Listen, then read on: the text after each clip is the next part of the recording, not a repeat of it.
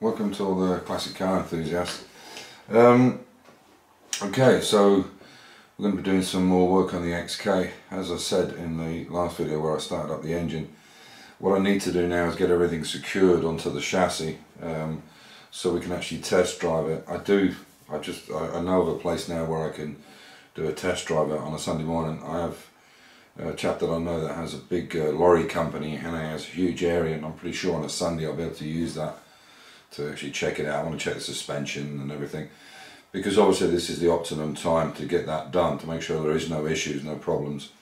And I'll have to take it a few times backwards and forwards to a garage to have the steering, the toe in and the steering geometry checked, basically, because obviously this is a brand new chassis and doesn't mean that the amount of shims I had in it originally are going to be correct for the kingpin inclination, the camber, the as I say, the toe in, the track in and so on.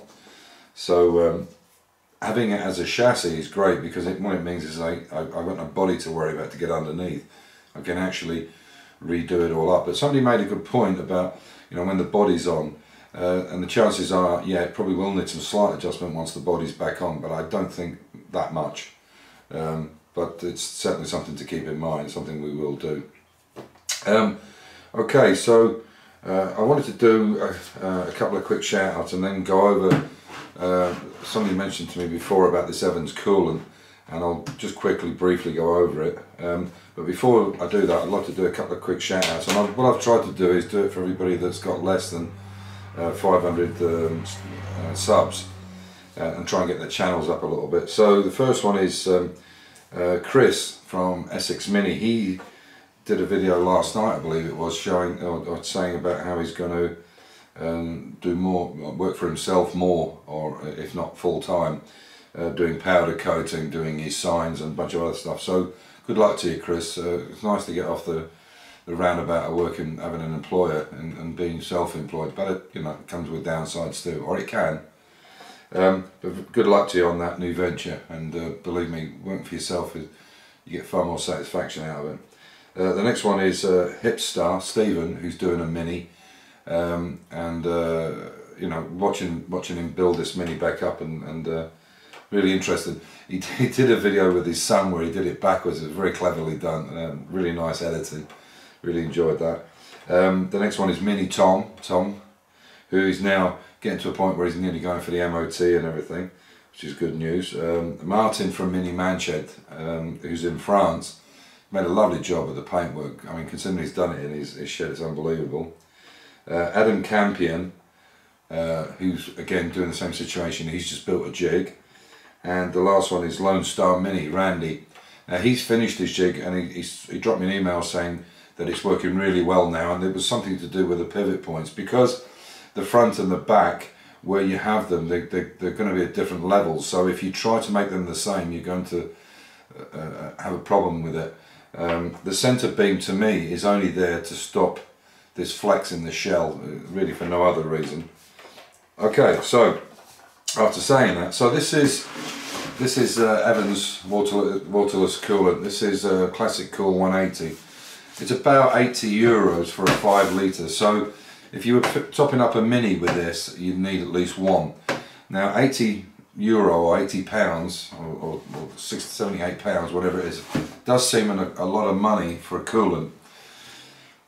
But you know, you have to look at it in a different way. The great thing about this stuff is you can put it in and it's good for life. You don't get any sediment. You know what it's like when you've had 50-50 mix or whatever coolant you put in.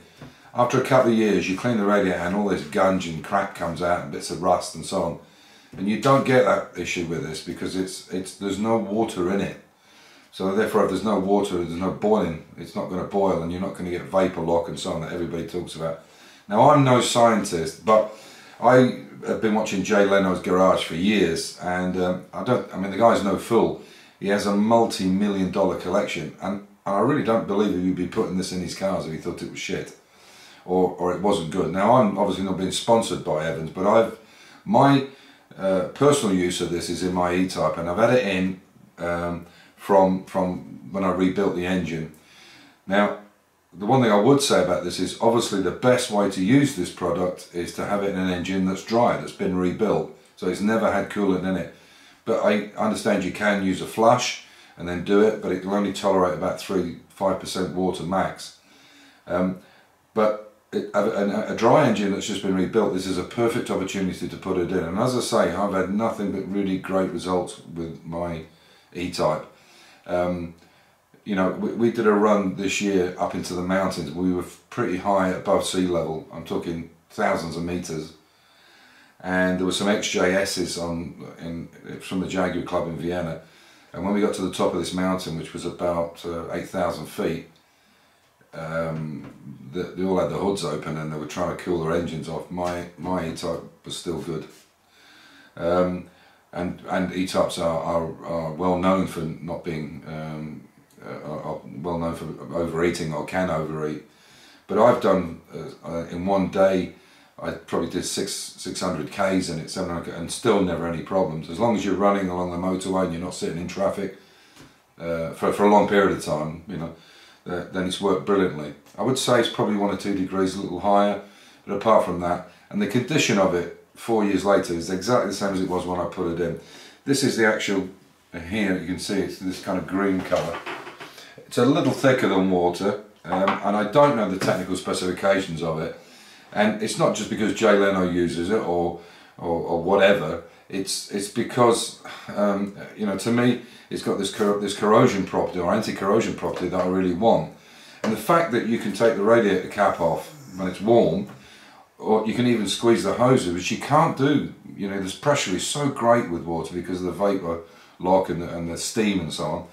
And anything like that that reduces that on an older engine or any vehicle, it's got to be good for the system. It means the hoses don't get bursted, or don't burst off, or don't get hardened to the point where they crack.